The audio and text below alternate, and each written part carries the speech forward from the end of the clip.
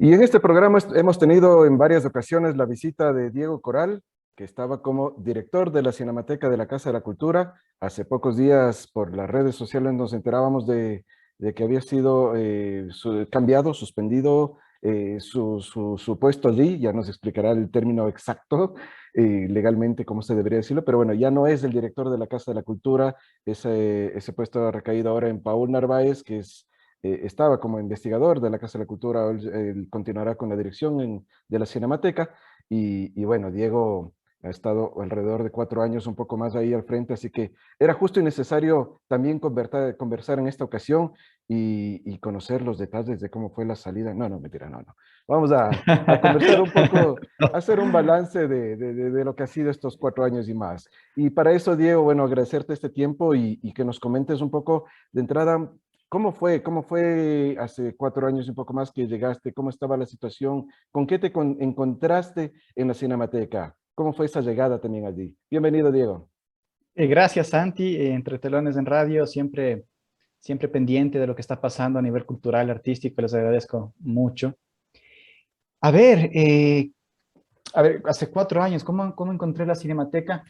Eh, lo he dicho algunas veces, encontré una Cinemateca bastante fragmentada a nivel de equipo humano, a nivel de trabajo, equipo de trabajo. Eso fue lo primero con lo que me encontré, ¿no? Fue súper evidente. Eh, Había muchas cargas, muchos rumores, desencuentros.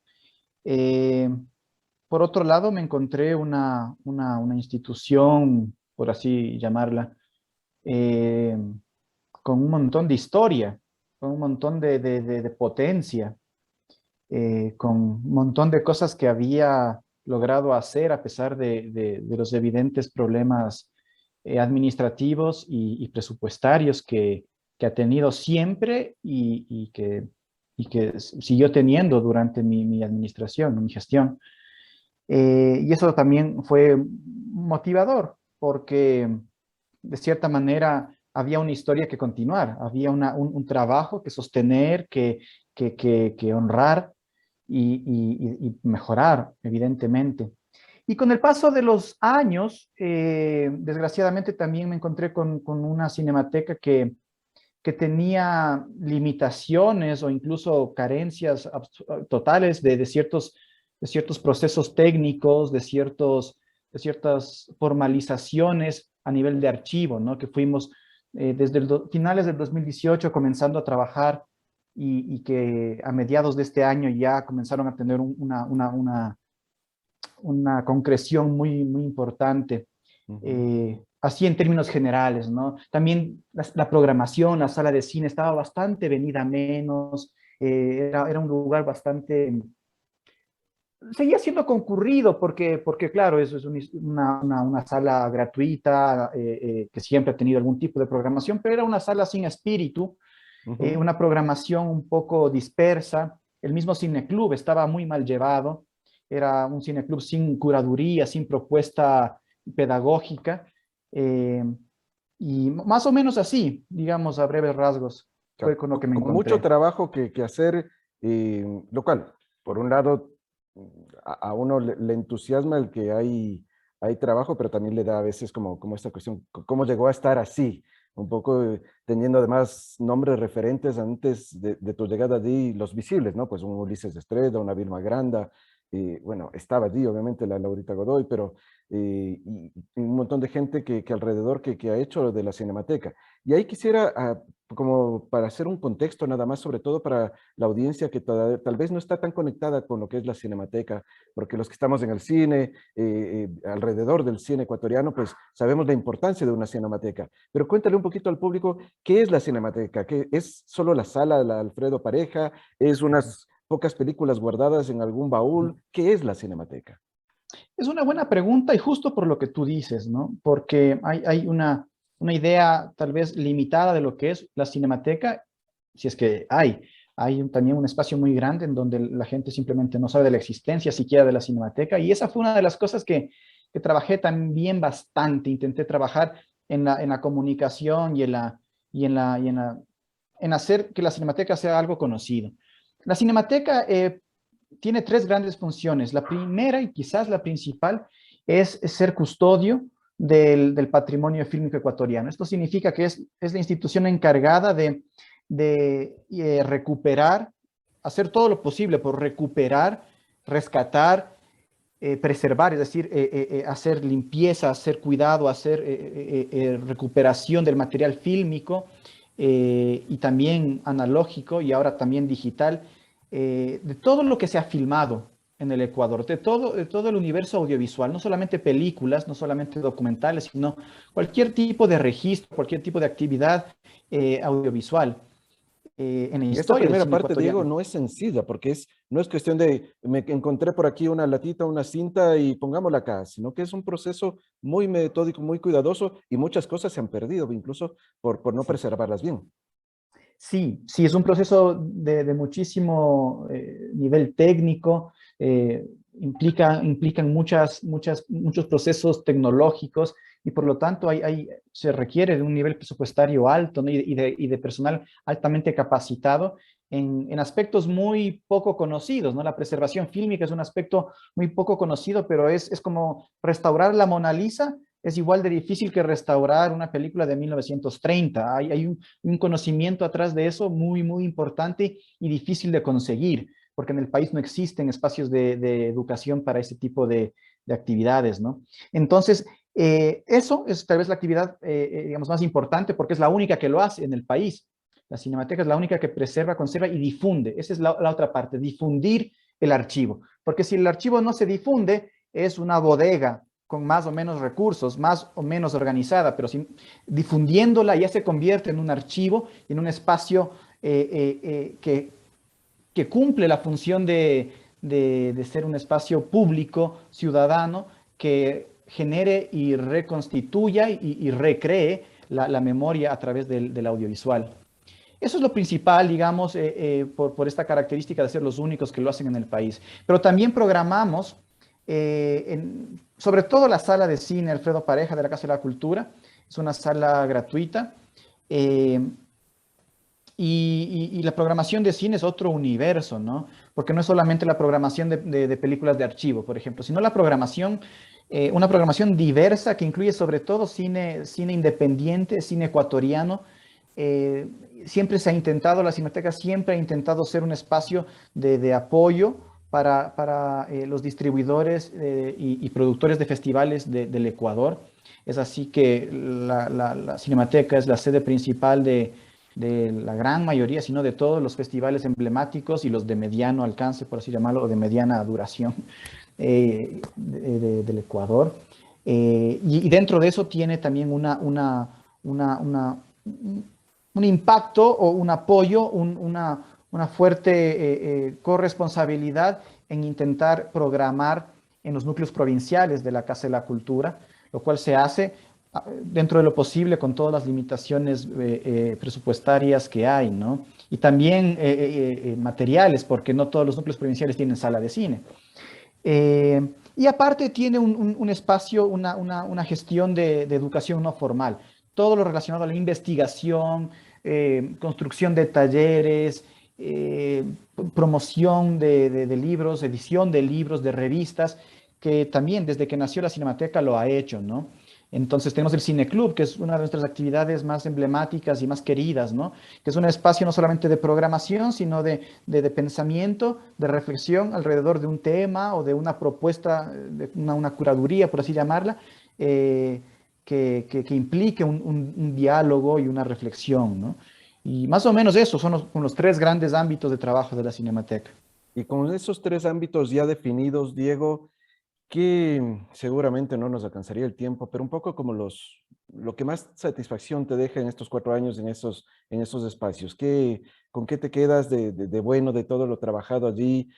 ¿Qué crees que ha cambiado de ese inicio que hacemos referencia al comenzar la entrevista a este momento en que estás dejando la dirección de la Cinemateca? Por suerte creo que puedo nombrar bastantes cosas. La verdad, tengo esa, esa fortuna de poder decir que en 4 años trabajamos en bastantes cosas. A ver, un poco aleatoriamente y sin decirlo en un orden, digamos, de importancia, se me ocurre ahorita lo que ya nombré, ¿no? La reorganización del cineclub, le dimos totalmente la vuelta, comenzamos a trabajar con líneas definidas, propuestas temáticas muy concretas, involucramos a la gente para la organización de esas temáticas, hacíamos encuestas en línea para ver qué temáticas preferían, convocábamos no solamente a gente experta en cine para dirigir el cineclub, sino a gente con experticia en psicología, en sociología, en literatura, para que realmente se genere un espacio de diálogo y de reflexión más amplio alrededor del cine. Y eso provocó que la cantidad de gente que asiste al cine se triplique más o menos, o Exactamente, eso te más. iba a preguntar. Eso generó un impacto en cantidad y obviamente Sí, sí, también sí. en calidad, es decir, el público que asiste, que tiene la posibilidad de ver cine diverso, cine distinto, además con un acompañamiento, con un foro, con un conversatorio, se enriquece el diálogo, se enriquece la visualización de una película.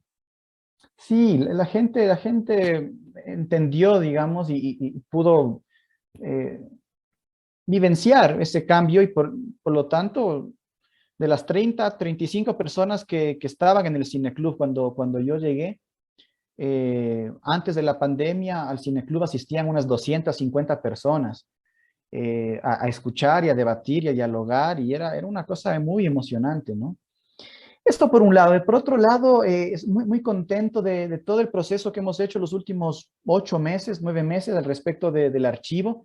Hemos hecho un diagnóstico muy fuerte de la situación del archivo y hemos logrado establecer ya eh, protocolos internos claros que no existían o que existían un poco en el aire. Sí, o sea, se sabía cuál era la función de cada uno, por supuesto, había mucha claridad en eso, y cada uno sabía qué tenía que hacer, pero no había una formalización de esos protocolos y por lo tanto ciertas cosas se escapaban a nivel de cómo hacer el flujo de trabajo.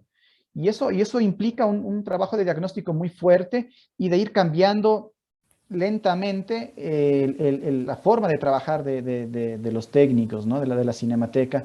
Y eso es fundamental porque hace que todo sea más claro, más concreto, más ordenado.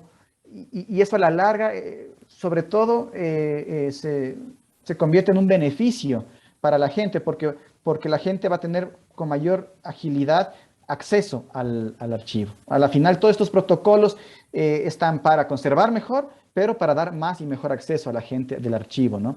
Y eso lo logramos en estos últimos meses con mucha fuerza, aprovechándonos, por así decirlo, de todo lo ocurrido el año anterior con la pandemia, nos dedicamos al archivo como locos, nos encerramos ahí a trabajarlo fuertemente. Y una de esas cosas que quisimos, por ejemplo, fue hacer un inventario, por así llamarlo, de Ujú. un montón de más de 1.500 títulos que no estaban inventariados. Eso es un montón de trabajo porque hay que hacer fichas técnicas, ver el material, ver duplicados, comenzar a armar fichas técnicas que no existían, etcétera, etcétera. Eso es algo de lo que soy muy orgulloso, ¿no? Ujú. Eh, Hemos Publicaciones podido también, por capacitar, ejemplo, dime, el tema disculpa. publicaciones también se trabajó. Trabajamos publicaciones, eso, desgraciadamente el tema publicaciones depende muchísimo del factor económico, porque depende de la compra de papel, por ejemplo, o de la contratación de gente que nos ayude a ser editores, porque no hay suficiente personal. Ujú. Entonces, hemos podido hacer publicaciones, hemos publicado 2 o 3 números de la revista 25 Watts, logramos en el 2018 hacer una convocatoria a un concurso abierto de ensayo, escritura de ensayo sobre Cierto. cine. Ujú. Ganó un libro maravilloso, un ensayo muy interesante de Carolina Romero. Claro. Hicimos la publicación en coedición con el Fondo Ecuatoriano, eh, de, de- el Fondo Cultural Ecuatoriano, ¿cierto? Fondo de Cultura de México, creo que se llama, Ah, ya, ¿cierto? ya. Ujú. Sí, ahí estaba confundido con los nombres. Coedición con ellos. eh, fueron, creo que 1.000 números, 1.000 ejemplares, y hubiésemos querido hacer mucho más a nivel de publicación, pero el limitado personal y los problemas económicos hacen que eso siempre se hayan detenido. Por ejemplo, la 25 watts hubiésemos querido tener una Mm. cada 6 meses, Claro. como nació con esa idea de que sea bianual, perdón, o sea, dos al año, Ujú. semestral, y no se pudo, no se pudo. Pero bueno, hicimos algunos números. También decías del tema de capacitaciones, charlas, encuentros, que se han generado Sí, varios de sí, verás, esos. un taller que para mí fue importantísimo porque detonó mucho, fue parte del diagnóstico y de todo este proceso de reorganización del archivo. Fue un taller que hicimos en el 2018 con ayuda de la UNESCO. Logramos traer a dos expertos en preservación, una preservadora fílmica y otro experto en digitalización y preservación digital. Eh, de Fernanda Coelho de Brasil y David Lucio de México. Hicimos un taller para nosotros, obviamente, nuestros técnicos, pero invitamos a gente de bibliotecas, de archivos, de todo el Ecuador, y cerca de 30 personas durante una semana estuvieron ahí metidas, clavadas, y fue un gran taller porque sí nos abrió los ojos, permitió conocer gente, permitió hacer diagnósticos, y el tema de la capacitación es fundamental porque, como te decía, no existe en el Ecuador suficientes espacios de capacitación. Existen archivos y cada vez hay más, Archivos Sin Fronteras, hay como que organizaciones que se van conformando, pero específicamente para cine no hay en Ujú. absoluto. Y entonces poder hacer este taller específico para preservación audiovisual fue increíble y creo que logró que muchas cosas avancen. Ujú. Y también en el caso de, del contacto con el público, de estos, nuestros grandes talleres, como el que mencionas, sino también esta suerte de charlas, se generaron como, como encuentros de diálogos con investigadores, Sí. con realizadores, es decir, el mismo museo o esta muestra del cine ahí que tienen en la entrada de la sala de cine, la parte digital para la muestra, el Evelina, hay algunos hitos Uf, ahí. sí, sí, hay algunas cosas, como te digo, tengo la fortuna de poder decir que hay muchos logros, ¿no? Eh, a ver, Evelina es para mí otra cosa importantísima, gracias por hacerme acuerdo. Evelina, que es una evolución de este trabajo que ha hecho la Cinemateca desde que nació, que es tratar de conformar y de sistematizar la cronología del cine ecuatoriano, y poder dar también un espacio de difusión ese quehacer cronológico eh, ligado a distintos hechos y eventos culturales, políticos del país. Nosotros fuimos un poco más allá, primero retomarlo, porque durante muchos años se dejó de hacer, justamente en los años de mayor producción en el país. Entonces lo retomamos y quisimos darle este giro de tuerca, hacerlo digital y profundizar un poco más en esta idea de que, por un lado, es una cronología, es decir, hay una linealidad, pero también es circular. También hay hechos que resuenan más allá de la linealidad del tiempo, ¿no? Entonces, Evelina, esta plataforma te permite enlazarte con cosas de otras partes del mundo. Películas, por ejemplo, estamos hablando de alguna película X de 1930 que topa un tema X sobre algo que está ocurriendo ahorita. Entonces ponemos el enlace a ese hecho que está ocurriendo ahorita para generar un espacio de educación, básicamente, en donde incluso una de las ideas era sistematizar esto y poder ofrecer directamente a colegios, universidades, para que por paquetes se pueda acceder a la historia del Ecuador, a la historia del cine ecuatoriano de manera más lúdica, ¿no? Eso para nosotros también fue muy importante, hacer Evelina a inicios de este año. Talleres chiquitos, como tú dijiste, sí, en el 2018 comenzamos con los talleres dirigidos por Javier Izquierdo, que en ese entonces también trabajaba en la Cinemateca. Entonces, cada 15 días, creo que era, o cada mes, invitábamos a una persona destacada dentro de algunas áreas del cine, tanto de la docencia, de la investigación, del quehacer, de la crítica, para abrir el diálogo y poder un poco estar un poco al estar en contacto, porque uno de los problemas de la Cinemateca es que yo siento que comenzó a estar fuera desconectado con la realidad, con la actualidad.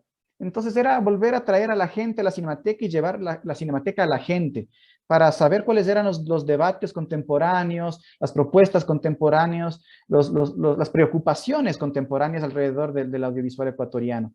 Eso también lo sostuvimos algunos meses, ¿no? Pensar el cine se llamaba ese ciclo. Y, y así, algunos talleres, algunos talleres. Algunas cosas así. Diego Coral, estos 4 años y piquito, 4 años y un poco más, ¿qué te dejan en lo personal, en lo profesional? ¿Qué aprendizajes, lecciones te llevas de este tiempo? Uf, eh, ¿por dónde empiezo? ¿Por dónde empiezo? Eh, es que fue muy intenso, la verdad. El sector público es súper fuerte, es un espacio de trabajo súper complicado, a veces ingrato. Hay un prejuicio muy grande con respecto al sector público. Y la verdad es que fue mucho trabajo. Y trabajar tanto en un espacio tan comprometido con algo tan importante y a la vez tan poco visible como la memoria, es algo que constantemente te hace plantear preguntas políticas, preguntas éticas sobre lo público, por ejemplo, ¿no? Creo que el valor de lo público en el país tiene que crecer, hay que defender muchísimo lo público, y eso es algo que tratamos de hacer nosotros siempre, defender el derecho público de acceder a la cultura, de acceder a la memoria, de acceder al archivo. Y eso es algo que me llevo muy profundamente. Eh, ¿Qué más me llevo? Bueno, siento que,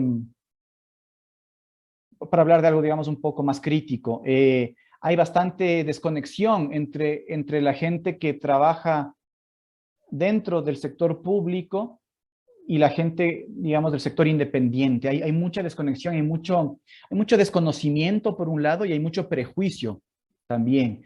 Y ese desconocimiento, falta de voluntad para conocer, hace que el prejuicio sea grande y eso ha generado sin duda un montón de traspiés, de obstáculos para poder dialogar mejor. Siento que con justa razón muchísima gente le tiene rechazo al sector público o le tiene cierta, hay cierta sospecha con respecto al sector público por lo que hemos vivido como país desde siempre. Entonces, digamos, en ese sentido tenemos razón. Pero por otro lado hay un universo inmenso de, de, de desconocimiento que hace que justamente el sector público no pueda trabajar mejor, porque hay un prejuicio que te impide entablar diálogos más tranquilos, más serenos, más técnicos, ¿no? Y eso sí fue una especie de lucha, eh, porque a pesar de que yo vengo del sector independiente, una vez estando adentro, te das cuenta que la mirada de la gente hacia el sector público es como, no solo de sospecha, sino de el Estado me debe a mí. Entonces, el Estado está obligado a hacerme caso a mí, a pagarme a mí, a hacerme el favor a mí, porque yo te estoy pagando tu sueldo. Si me entiendes, y hay esta sensación eh, también vertical que hace que las cosas no funcionen fácilmente. Entonces, también me llevo eso, que hay un gran camino por recorrer hacia nosotros como sector independiente, como ciudadanía de a pie. Si es que queremos exigir, tenemos mucho que aprender, mucho que informarnos de cómo funciona el sector público, porque si no, vamos a estar siempre encontrados y no va a funcionar nunca el asunto, ¿no? Eh, Me llevo mucho cansancio, me llevo muchísima gratitud también, muchísima gratitud. He encontrado gente que trabaja muchísimo en el sector público con mucho amor, con mucha dedicación. Y más personalmente aún, me llevo la gratitud de que hay gente como tú, ¿no es cierto? O como otros compañeros, colegas que han sabido acompañar, escuchar, aprender o preguntar y reconocer finalmente el trabajo de todo un equipo de trabajo que ha hecho una labor pues bastante digna, ¿no? En estos 4 años y eso es muy bonito, la verdad. ¿Te faltó tiempo? ¿Te quedas con ganas de hacer más cosas? Sí, sí, a ver, yo lo dije algunas veces en algunas entrevistas justo antes de de este suceso, que yo no quería quedarme mucho más tiempo, yo no quería, eh, digamos, quedarme 4 años más, pero sí, sí quería quedarme un año más, más o menos, era mi plan, porque era lo que yo calculaba que hacía falta para cerrar ciertos procesos que ya los habíamos comenzado, te digo, a finales del 2018, sobre todo en relación al archivo, Ujú. que es un espacio de trabajo inmenso, que siempre va a faltar tiempo, siempre va a faltar gente, siempre va a faltar dinero, pero habían cosas que estaban ya comenzando a concretar si quería cerrar eso. Eh, y eso se me queda, digamos, personalmente pendiente, pero sé que ahora va a seguir bastante bien, espero. Entonces, digamos, no es algo que yo digo, uff, esto se va a caer por suerte, pero sí es algo que hubiese querido cerrarlo. Eh, Hubiese querido celebrar los 40 años de la Cinemateca, digamos, en diciembre, que son justo los 40 años. Eh, entonces sí, tengo esta sensación de un corte abrupto, ¿no? Había algunos proyectos relacionados a la CLAIN, que es la coordinadora latinoamericana de, de archivos de imágenes en movimiento, a la cual la Cinemateca pertenece, con las que estábamos trabajando para hacer programaciones, procesos de capacitación en conjuntos, que un poco eso sí creo que se va a ir cayendo, desgraciadamente. No tanto, pero se va a detener. eh, que me hubiese querido quedar para de alguna manera concretar.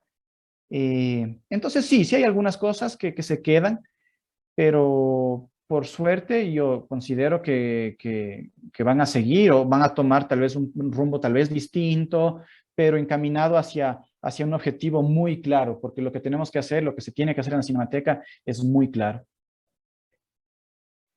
Así como hay ingratitudes, también hay mucha gratitud del sector. En redes sociales te han expresado Sí, varias personas, muchas personas creo yo, y los que no lo han hecho directamente, pues seguramente tienen también un gracias enorme por el trabajo que he realizado. Y sí nos sorprendió, te digo a título personal, que ese cambio se haya dado. El día de las elecciones nos encontramos contigo allí en los pasillos de la Casa de la Cultura y te claro. preguntaba justamente, ¿cómo está tu puesto? ¿Estás seguro? ¿No estás seguro? ¿Qué se sabe? Y no sabíamos. Y a los pocos días se da este cambio. De mi parte y de parte seguramente de mucha gente del sector y de mucha gente que puede disfrutar de la Cinemateca, un gracias, Diego, y que las vueltas nos vuelvan a encontrar en otras salas, en otras instancias, que el futuro se fue bueno para ti, Diego. Gracias, Santi. Te agradezco bastante. Sí, sí, fue inesperado, porque me habían dicho que iba a continuar, pero con una llamada telefónica me dijeron que no. Pero como tú dices, hay muchos otros espacios para trabajar el arte, la cultura, la memoria, el archivo. Y una de las cosas más interesantes es que el trabajo en red, el trabajo en red de distintos tipos, ¿no? Por ejemplo, contigo hemos conformado un tipo de red, porque tú como periodista has estado pendiente, has hecho preguntas, has estado curioso, has podido difundir. Es una forma de construir una red. Eso, lo bonito de las redes es que se mueven. Sí, entonces esto podemos llevarlo a otro ámbito o a otro campo de acción. Y eso es hermoso y creo que se está confirmando muchísimo eso. Y con eso me quedo muy, muy agradecido y bastante esperanzado de que se puede seguir moviendo el trabajo en la cultura. Y nada, te agradezco y seguro que nos vamos a encontrar.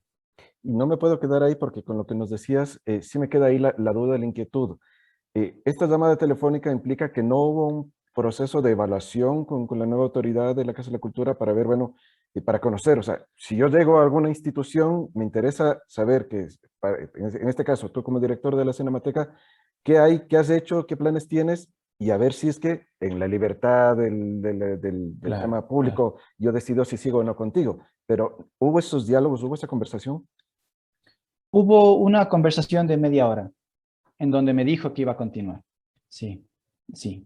Seguro que él habrá tenido sus propios criterios y eso se entiende completamente, pero digamos, lo único que se dialogó frontalmente fue una media hora en donde se habló de lo que se ha hecho, de ciertas perspectivas a futuro en las que coincidimos plenamente Y sí, se pensaba en un proceso de transición mucho más largo y técnico, por lo tanto, ¿no? Más hablado, más dialogado, pero eso fue lo que se cortó, ¿no? Básicamente, digamos, no hubo proceso de transición en absoluto.